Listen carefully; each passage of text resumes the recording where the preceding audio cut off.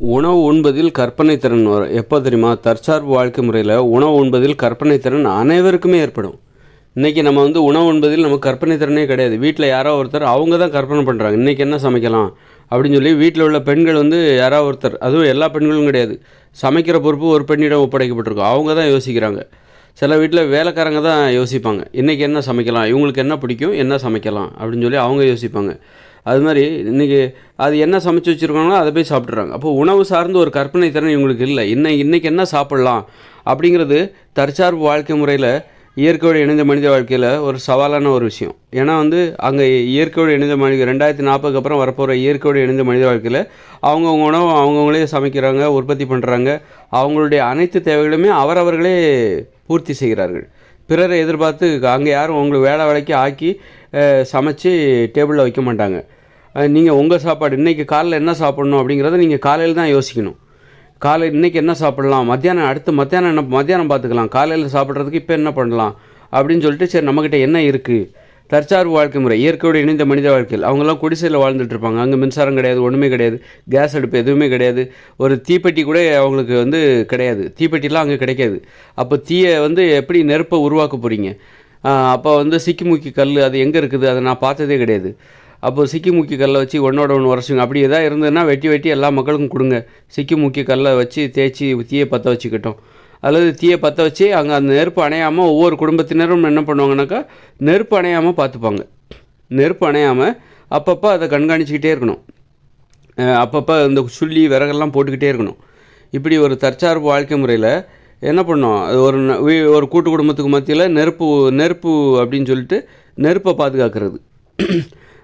ஏன்னா அந்த மாதிரி நீங்கள் நினச்ச நேரம்லாம் தீயை பற்ற வைக்க முடியாது, ரொம்ப கஷ்டம். அதனால் ஒரு தடவை நெருப்பை பற்ற வைக்கிறோமா, அதை எப்படி ஒரு நாள் முழுதும் ரொம்ப கஷ்டம். வேணால் தினம் நெருப்பை பற்ற வைக்க வேண்டிய அவசியம் வரலாம். தினம் எங்கேயாவது கங்கு இருக்கலாம், அடியில் கங்கு நெருப்பு கொஞ்சோண்டு இருக்கலாம், அதை வச்சு பற்ற வச்சு ரொம்ப போராட்டம் தான். இயற்கையோடு இணைந்த மனித வாழ்க்கையில் நெருப்பை பாதுகாக்கிறது, ஒரு பெரிய மழை வந்துச்சுன்னா நெருப்பு கிடையாது, அவ்வளோதான். நெருப்பை பாதுகாக்கிறது ரொம்ப கஷ்டம். அதனால் அப்போ அவங்க எப்படி சமைப்பாங்க பாருங்கள். எல்லாரும் அவங்கவுங்க உணவை அவங்கவுங்களே தயார் பண்ணிக்கணும். உன்னுடைய உணவு உன் கையில், உன் உரிமை உன் கையில், உணவு நீ தான் பார்த்துக்கணும். அப்படிங்கும்போது இன்றைக்கி காலைல என்ன சாப்பிட்லாம், நம்மக்கிட்ட என்ன இருக்குது, அதை வச்சு எப்படி சாப்பிட்லாம். சரி, நம்மக்கிட்ட என்ன இருக்குது, தேங்காய் இருக்குது, அப்புறம் கொஞ்சம் பேரிச்சம்பழம் இருக்குது. சரி, தேங்காயும் பேரிச்சம்பழையும் காம்பினேஷன், இது ஒரு கடி அது ஒரு கடி, அப்படி சாப்பிட்லாம். அதுவும் பார்த்திங்கன்னா பேரிச்சம்பழம் டெய்லி ஒரு 2 தான் சாப்பிடணும், ரொம்ப சாப்பிடக்கூடாது. தேங்காவும் ஒரு பாதி தேங்காய் விட கம்மியாக சாப்பிட்டா போதும், அது போட்டு திகட்டிடும். அப்போ என்ன பண்ணணும், கொஞ்சம் தேங்காய், ஒரு கடி, ஒரு சின்னதாக ஒரு கடி பேரிச்சம்பழம். இந்த மாதிரி ஒரு கற்பனை திறன். இன்றைக்கி என்ன பண்ணலாம், இன்றைக்கி என்ன சாப்பிட்லாங்கிறதே அவங்கவுங்க முடிவு பண்ணுவாங்க. இதுதான் கற்பனை திறன்கிறது. வேறு என்ன இருக்குது நம்மக்கிட்ட? ஆரஞ்சு பழம் இருக்குது. சரி, 2 ஆரஞ்சு பழம் தான் இருக்குது. சரி, தோலோடே சாப்பிட்ருவோம். தோலோடே சாப்பிட அது எதுக்கு வீணடிப்பானே, அதுவும் கொஞ்சம் வயிறு நிறையும்ல. இது இயற்கையோடு இணைந்த மனித வாழ்க்கை 2040 அப்புறம் ஒவ்வொருத்தரும் இந்த மாதிரி இருக்கிற உணவை ஏதாவது ஒன்றோட ஒன்று சேர்த்து மத்தியானம் என்ன பண்ணலாங்கிறத மத்தியானம் முடிவு பண்ணுவாங்க. போய் அங்கே உணவை சேகரிப்பாங்க, பதப்படுத்துவாங்க. இது நெல்லிக்காய் நிறைய விளைஞ்சிருக்கு, மலை நெல்லிக்காய் நிறைய விளைஞ்சிருக்கு, அதை என்ன பண்ணலாம், வெட்டி கொஞ்சம் அப்படி கீறி என்ன பண்ணலாம், போய் வேக வச்சு காய வைக்கலாம். காய வச்ச பிறகு வெயிலில் காய வச்ச பிறகு அப்புறம் அதை தேனில் போட்டு வைக்கலாம் அப்படின்னு சொல்லி கற்பனை திறன். இதுதான் கற்பனை திறன். ஒவ்வொருத்தரும் இதற்கான முயற்சியில் ஈடுபடுவாங்க. சரி, இதோட அதை சேர்த்து பார்க்கலாம், என்ன சரி நெல்லிக்காயோட இன்னும் ஏதாவது சேர்த்து, இன்னும் ஏதாவது அந்த நெல்லிக்காய் வேக வச்சு பண்ணுற மாதிரி, இன்னும் ஏதாவது அதுக்கு பொருந்துகிற மாதிரியான ஏதாவது பழங்கள் இருக்கா, அதை வேக வச்சு ஒரு பழக்கலவை மாதிரி ரெடி பண்ணி வேக வச்சு காய வச்சு அதில் நிறைய தேனை ஊற்றி அது ஒரு கலவை மாதிரி பண்ணலாம். இதை நம்ம டெய்லி கொஞ்சம் சாப்பிட்லாம். இந்த மாதிரி கற்பனை திறன் ஒவ்வொருத்தரும் கண்டிப்பாக நீ யோசிச்சே ஆகணும். இன்றைக்கி பார்த்தீங்கன்னா கற்பனை திறனே கிடையாது. வீட்டில் சாப்பாடு இல்லையா, வீட்டில் பெண்கள் ஏதாவது சமைச்சு வைக்கிறாங்க, இவர் ஒன்றுமே யோசிக்க மாட்டார். என்ன இருக்குது இன்றைக்கி, தோசையா, வெரி குட், இட்லியா, பூரியா, பொங்கலா, பலே பேஷ் அப்படின்னு ஒரு பாராட்டுவார்.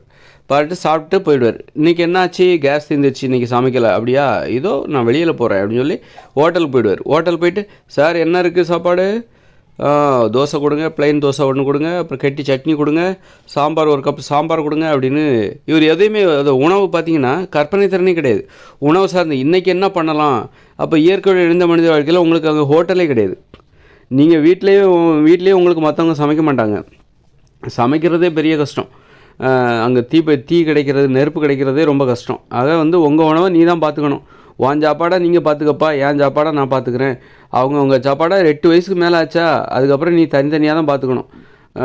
8 வயசுக்கு கீழே ஆச்சுன்னா, 8 வயசுக்கு மேலே ஆச்சுனாலே அவங்க தனி கொடுத்தனம் போயிடுவாங்க. தனி கொடுத்தனமாக ஒரு தனி கொடுத்தனம் குடும்பத்துக்குள்ளே தனியாக ஒரு வீடு கொடுத்துருவாங்க அவங்களுக்கு 8 வயசுக்கு மேலே. அதுக்கப்புறம் அவனுக்கு ஒரு நிலமும் கொடுத்துருவாங்க. அந்த விவசாய நிலமும் 2 ஏக்கர் விவசாய நிலமும் 8 வயசுக்கு மேலே உள்ள பிள்ளைகளுக்கு கொடுத்துருவாங்க.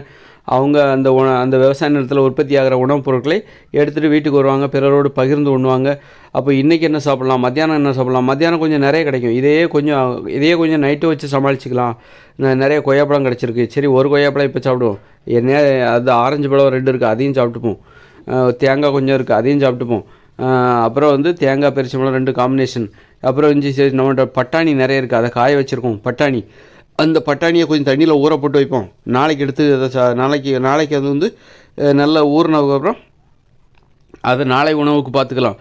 இது கொஞ்சம் வேர்க்கடலை கொஞ்சம் இருக்குது, இதையும் நல்லா காய வச்சு நிறைய சுரைக்காய் குடுவது ஃபுல்லாக அந்த வேர்க்கடலை இருக்கும். சுரைக்காய் குடுவையில் வேர்க்கடலை நிரப்பி வச்சுருப்பாங்க, காஞ்சி போன சுரைக்காய் குடுவைக்குள்ளே. அந்த குடுவையில் இருக்கிற வேர்க்கடலை எடுத்து கொஞ்சம் ஊற போட்டுருவாங்க. இது ஒன்று, பட்டாணி ஒன்று, இது நாளை காலையில் உணவுக்கு உதவும் அப்படின்னு சொல்லி ஊற வச்ச வேர்க்கடலை, ஊற வச்ச பட்டாணி, மறுநாள் காலை உணவு. இப்படி நீங்கள் உணவு சார்ந்த ஒரு கற்பனை திறன் வந்து இயற்கையோடு இணைந்த மனித வாழ்க்கையில் தற்சார்பு வாழ்க்கை முறையில் உங்களுக்கு இருக்கும். இன்றைக்கி வந்து மனுஷங்க ஏன் முட்டாளாக போகிறாங்கன்னா, மூட நம்பிக்கை ஏன் இந்த உலகத்தில் அதிகமாக இருக்குன்னா, உன்னுடைய தேவைகள் அனைத்துக்கும் நீ மற்றவங்கள எதிர்பார்க்குற. அதாவது உணவுக்காக நீ மற்றவங்கள எதிர்பார்க்குற, அறிவுக்காக மற்றவங்கள எதிர்பார்க்குற, மருத்துவத்துக்காக மருத்துவரை எதிர்பார்க்குற, உன்னுடைய ஆடைக்காக நெசவாளியை எதிர்பார்க்குற, உன்னுடைய உணவுக்காக வந்து வீட்டில் உள்ள பெண்களை எதிர்பார்க்குற. இப்படி இப்போ எல்லா தேவைக்கும் நீ மற்றவங்கள எதிர்பார்க்கும்போது, அறிவுக்காக நீ என்ன பண்ணுற, வந்து நீ ஒரு கிறிஸ்தவ மதத்தில்னா உன்னை நீ வழிநடத்துவதற்கு உனக்கு ஒரு பாதிரியார் தேவை, நீயா சொந்தமாக யோசிக்க தெரிய மாட்டேங்குது உனக்கு. அதாவது ஒவ்வொரு மதத்துலேயும் மத குருமார்கள் இருக்காங்க, அவங்க வந்து உன்னை வழி நடத்துகிறாங்க. இப்படி நீ வந்து அப்போ நீ என்ன தான் செய்கிற அப்படின்னா, நான் மளிகை கடை வச்சுருக்கேன், வியாபாரம் பண்ணுவேன், எனக்கு வந்து அந்த வியாபாரத்தை பற்றி தான் எனக்கு தெரியும், வேறு ஒரு இடம் பற்றி எனக்கு ஒரு மயிரும் தெரியாது அப்படின்னு சொல்லிட்டு இவர் வந்து எதையுமே தெரிஞ்சு இப்படி தான் முட்டாளாகி போகிறது. இவருக்கு வேறு ஒன்றுமே தெரியாது. இவருக்கு வந்து இவர் என்ன தொழில் பண்ணுறாரோ அதை பற்றி மட்டும்தான் தெரிஞ்சு போகிறார். மற்ற எல்லாத்தையும் மற்றவங்க இவருக்கு பூர்த்தி பண்ணிகிட்டு இருப்பாங்க. இவர் எதை பற்றியுமே யோசிக்க மாட்டார். கல்லாப்பட்டியில் எவ்வளோ பணம் இருக்குது அதை பற்றி மட்டும்தான் இவர் யோசிச்சுட்ருப்பார். அப்போ இப்படி தான் மக்கள் முட்டாளாகி போயிட்டாங்க. உன்னுடைய தேவைகள் அனைத்துக்கும் அதாவது ஒரே ஒரு தேவை தான், ஒரே ஒரு தொழில் தான் நீ பண்ணுற, அதை பற்றி மட்டும்தான் உனக்கு யோசனை. மற்றபடி ஒரு ஆடை எப்படி நெய்வது, அல்ல ஒரு சமையல் எப்படி பண்ணுறது, ஒரு உணவு எப்படி உற்பத்தி செய்வது, விவசாயி, அந்த சிந்தனைலாம் உனக்கு அவசியம். விவசாயியாக இருந்தால் மட்டும்தான் அவன் விவசாயத்தை பற்றி யோசிக்கிறான். அவனுக்கும் ஒரு ட்ரெஸ் எப்படி உற்பத்தி அப்போது தற்சார்பு வாழ்க்கை முறையில் நீங்கள் வந்து எல்லாத்தையும் பற்றி நீ தான் யோசிக்கணும். உன்னுடைய தேவைகள் அனைத்துக்கும் நீ தான் யோசிக்கணும். இயற்கையோடு இணைந்த மனித வாழ்க்கையில் உன்னுடைய தேவைகள் அனைத்தையும் நீ தான் யோசிக்கணும். உணவை உற்பத்தி செய்யணும், உணவை பதப்படுத்தணும். உணவை உற்பத்தி செய்கிறது ஒரு வேலை, பதப்படுத்துறது அது ஒரு வேலை. அது எல்லாத்தையுமே நீ தான் பண்ணணும். இப்போ சேர்த்து வைக்கணும், சேமித்து வைக்கணும். எப்படி சேமித்து வைக்கணும், காய வச்சு, சில பேரிச்சம்பழங்களை காய வச்சு அதை சேமித்து வைக்கணும். அப்படி அந்த மாதிரி அப்போது உனக்கு தேவையான ஆடைகளை நீ தயாரிக்கணும். அதை எப்படி தயாரிக்கலாம், நைட்டு குளிருமே அதை போத்திக்கணுமே, அதுக்கு ஒரு ஆடை தயாரிக்கலாம். உடம்பு சரியில்லாமல் போனால் அதுக்கு ஒரு மருத்துவத்தை, நீ என்ன மூலிகையை சாப்பிடணும் போய் மற்றவங்கள்ட்ட கேட்ப, இது என்ன பண்ணலாம், எனக்கு இந்த மாதிரி காய்ச்சல் இருமலாக இருக்குது அப்படின்னு சொல்லி உன் தாத்தாக்கிட்டே பாட்டிக்கிட்டே அம்மாக்கிட்டே அப்பாக்கிட்டே அண்ணன்கிட்டே தம்பிக்கிட்டே போய் கேட்ப நீ. அப்போது இந்த மாதிரி போய் கேட்டு நீ தெரிஞ்சுக்குவ. அப்போ இதுதான் தற்சார்பு வாழ்க்கை முறை. தற்சார்பு வாழ்க்கை முறையில் போயிட்டு நீ வேறு அறிவாளியாக இருந்தால் மட்டும்தான் தற்சார்பு வாழ்க்கை முறையை வாழ முடியும். அங்கே சோம்பேறித்தனத்துக்கு வாய்ப்பே கிடையாது. உனக்கு தேவைகளை நீ தான் பூர்த்தி பண்ணணும். யாரோ உற்பத்தி பண்ணி உனக்கு கொடுக்க மாட்டாங்க உன்னுடைய தேவைகளை. அப்போ இன்றைக்கி நாம் ஏன் முட்டாளாக இருக்கிறாங்க அப்படின்னா, இந்த இயந்திர அறிவியலும் இவ்வளோ தூரம் வளர்ச்சி அடைஞ்சாச்சு. அங்கே போயிட்டோம் விண்வெளிக்கு, இங்கே போயிட்டோம், நாங்கள் அங்கே ஆழ்கடலுக்கெல்லாம் போய் ஆராய்ச்சியெல்லாம் பண்ணிகிட்டு இருக்கிற நேரத்தில் பெரும்பாலான மக்கள் ஏன் மூட நம்பிக்கையாகவும் இன்னும் முட்டாளாகவும் இருக்காங்க அப்படின்னா, இவங்க தேவைகளுக்காக மற்றவங்களை எதிர்பார்த்து காத்து கிடக்குறாங்க. அதனால் இவங்க சிந்திக்கிறதே கிடையாது. தேவைகள் சார்ந்து சிந்திக்கும் போது தான் நமக்கு அறிவே வளரும். நம்முடைய தேவைகள் சார்ந்து நாம் சிந்திக்க வேண்டிய கட்டாயம், நெருக்கடி, நிர்பந்தம், வேறு வழி இல்லாத ஒரு சூழ்நிலை இங்கே நிலவும் போது தான் நாம் அறிவோடு இங்கே வாழ முடியும். அறிவுங்கிறது நமக்கு கிடைக்கும். நம்ம எல்லாத்துக்காகவும் மற்றவங்களை எதிர்பார்க்கும் போது தான் நாம் வந்து அறிவாளியாக இல்லாமல் முட்டாளாக, மூட நம்பிக்கை நிறைந்தவர்களாக நாம் மாறிவிட்டோம். அதனால் மற்றவங்க எதை கொடுக்குறாங்களோ அதை இவங்க கண்மூடித்தனமாக நம்புறது. மற்றவங்க எதெல்லாம் கொடுக்குறாங்களோ அதை கண்மூடித்தனமாக நம்புறது. ஏன்னா இவங்களுக்கு தான் ஒன்றுமே தெரியாத, அதை ஆராய்ந்து பார்க்க தெரியாத, இது சரியாக தப்பான்னு தெரியாத. இவங்க மற்றவங்களே எதிர்பார்க்குறாங்க. அப்போ மற்றவங்க கொடுத்ததே வாங்கி இவங்க பயன்படுத்த தான் செய்யணும்.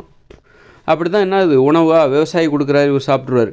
அதில் என்ன கலந்துருக்கு, என்ன கலப்படம் இருக்குது, என்ன பூச்சி மருந்து அடித்தாங்க, அதை பற்றிலாம் இவருக்கு அக்கறையே கிடையாது. இப்போ திராட்சை பழமாக வாங்கி சாப்பிட்ருவார். ஆனால் அதை வந்து பூச்சி மருந்தில் முக்கி தான் கொடுப்பாங்க. முக்கி அதில் வந்து பூச்சி தாக்குதல் வராத மாதிரி பார்த்துப்பாங்க. அதையே நீ கடைக்கு வரும்போது அதை நீ வாங்கி சாப்பிடுவ. உனக்கு அதை பற்றி ஒன்றுமே தெரியாது. இப்படி பிறரை நம்புறதுனால ஒன்று அவங்க கண்மூடித்தனமாக நம்புறதுனால நோய் வந்துடுது. உணவாக ஹோட்டலில் போய் நீ சாப்பிடுவ, அது வேணும் இது வேணுங்கிற. ஆனால் அவன் எப்படி தயாரிக்கிறான், அந்த ஹோட்டலில் பார்த்தா உள்ள வேலை பார்க்குறவன் எல்லாரும் வட மாநிலத்துக்காரன். வட மாநில தொழிலாளர் தான் உள்ளே பிஸியாக வேலை பார்த்துட்ருக்கான். அவன் வேலை பார்த்தா எப்படி வேலை பார்ப்பான்னு நமக்கு தெரியாதா? வட மாநிலத்துக்காரன் வேலை பார்த்தான்னா எவ்வளோ சுத்தமாக வேலை பார்ப்பாங்கன்னு இந்த உலகத்துக்கே தெரியுமே.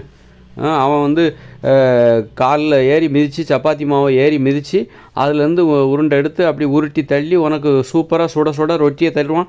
நீ சூப்பராக இருக்குன்னு போய் சாப்பிட்டு வந்துடுவ. இதான் பிறரை நம்புறதுனால, கண்மூடித்தனமாக நம்புறதுனால நீ எந்த அளவுக்கு மறைமுகமாக ஏமாற்றப்படுகிறாய், அவமானப்படுத்தப்படுகிறாய் என்பது இதிலேருந்தே நமக்கு புரிஞ்சு போகும். மற்றவங்களை நம்பக்கூடாது. அப்படி பதப்படுத்துறதுக்காக உணவுல கடையில் போய் வாங்குகிறோம், அதில் என்ன கெமிக்கலை சேர்த்துருக்காங்க. பால் பாக்கெட் வாங்குற, அதில் என்ன கெமிக்கல் சேர்க்குறாங்கன்னு உனக்கு என்ன தெரியும்?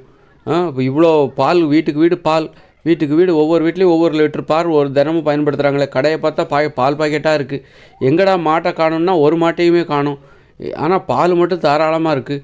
அந்த பாலை எங்கேருந்துடா கறக்குறீங்க அப்படின்னா அதெல்லாம் சொல்ல முடியாது. ரகசியம். அது ஒரு கெமிக்கல். ரெண்டும் ஆட் பண்ணாக்கா புதுசாக ஒரு பால் கிடைக்கும். மாட்டுப்பால் வேணும்னா அதுக்கு ஒரு கெமிக்கல், எருமை பால் வேணும்னா அதுக்கு ஒரு கெமிக்கல். கெமிக்கல் எல்லாம் ஒன்றோட கலந்தால் அவனுக்கு மாட்டுப்பால் கிடைக்கும், ஆட்டுப்பாலும் கிடைக்கும், எல்லா பாலும் கிடைக்கும், தயிர் கூட கிடைக்கும். அந்த பால்லேருந்து தயிர் கூட வர்ற மாதிரி நாங்கள் ரெடி பண்ணி வச்சுருக்கோம். அதுக்கான ஆராய்ச்சியாளர்கள் படித்து முடிச்சுட்டு எல்லாம் வந்திருக்காங்க. பட்டப்படிப்பு, பிஹெச்டிலாம் முடிச்சிருக்காங்க. அப்படின்னு சொல்லிட்டு மற்றவங்கள நம்புறவங்க பார்த்திங்கன்னா அதுதான் நம்ம ஏமாற்றப்படுகிறோம். மூட நம்பிக்கை, கண்மூடித்தனமாக நம்புறது. அதனால நோய் நோய் வருது.